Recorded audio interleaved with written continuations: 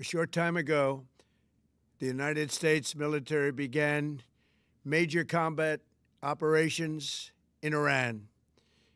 Our objective is to defend the American people by eliminating imminent threats from the Iranian regime, a vicious group of very hard, terrible people.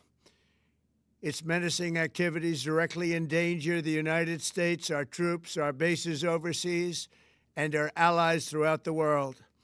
For 47 years, the Iranian regime has chanted death to America and waged an unending campaign of bloodshed and mass murder, targeting the United States, our troops, and the innocent people in many, many countries.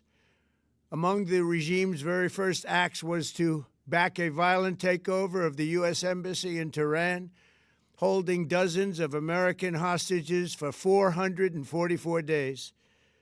In 1983, Iran's proxies carried out the Marine barracks bombing in Beirut that killed 241 American military personnel. In 2000, they knew and were probably involved with the attack on the USS Cole. Many died. Iranian forces killed and maimed hundreds of American service members in Iraq. The regime's proxies have continued to launch countless attacks against American forces stationed in the Middle East in recent years, as well as U.S. naval and commercial vessels in international shipping lanes. It's been mass terror, and we're not going to put up with it any longer. From Lebanon to Yemen and Syria to Iraq, the regime has armed, trained, and funded terrorist militias that have soaked the earth with blood and guts. And it was Iran's proxy, Hamas, that launched the monstrous October 7th attacks on Israel, slaughtering more than 1,000 innocent people, including 46 Americans, while taking 12 of our citizens hostage. It was brutal, something like the world has never seen before.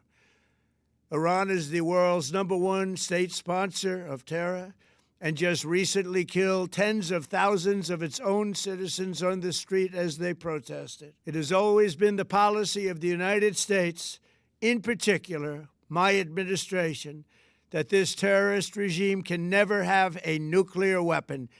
I'll say it again, they can never have a nuclear weapon.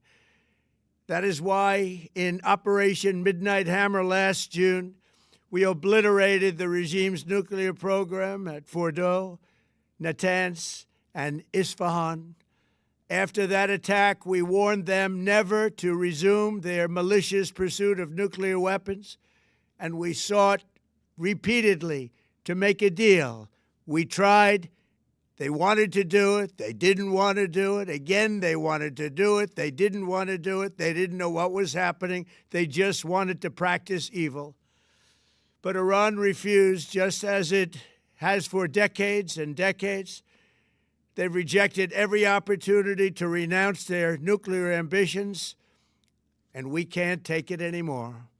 Instead, they attempted to rebuild their nuclear program and to continue developing long-range missiles that can now threaten our very good friends and allies in Europe, our troops stationed overseas, and could soon reach the American homeland. Just imagine how emboldened this regime would be if they ever had and actually were armed with nuclear weapons as a means to deliver their message. For these reasons, the United States military is undertaking a massive and ongoing operation to prevent this very wicked, radical dictatorship from threatening America and our core national security interests. We are going to destroy their missiles and raise their missile industry to the ground. It will be totally, again, obliterated. We're going to annihilate their Navy. We're going to ensure that the region's terrorist proxies can no longer destabilize the region or the world and attack our forces and no longer use their IEDs or roadside bombs, as they are sometimes called, to so gravely wound and kill thousands and thousands of people, including many Americans. and we will ensure that Iran does not obtain a nuclear weapon. It's a very simple message. They will never have a nuclear weapon. This regime will soon learn that no one should challenge the strength and might of the United States Armed Forces. I built and rebuilt our military in my first administration, and there is no military on earth even close to its power, strength, or sophistication. My administration has taken every possible step to minimize the risk to U.S. personnel in the region. Even so, and I do not make this statement lightly, the Iranian regime seeks to kill. The lives of courageous American heroes may be lost, and we may have casualties. That often happens in war. But we're doing this not for now. We're doing this for the future, and it is a noble mission. We pray for every service member as they selflessly risk their lives to ensure that Americans and our children will never be threatened by a nuclear-armed Iran.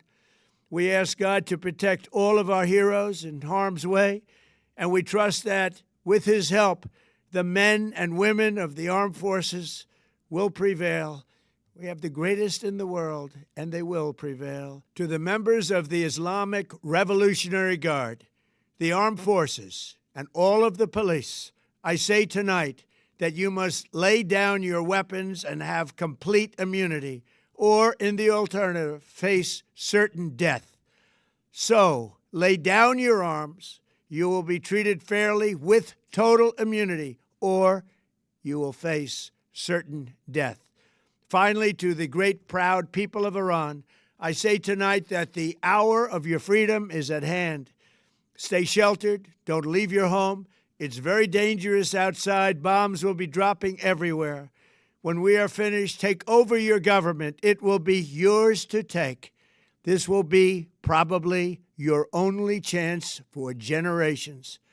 For many years, you have asked for America's help, but you never got it. No president was willing to do what I am willing to do tonight. Now you have a president who is giving you what you want. So let's see how you respond.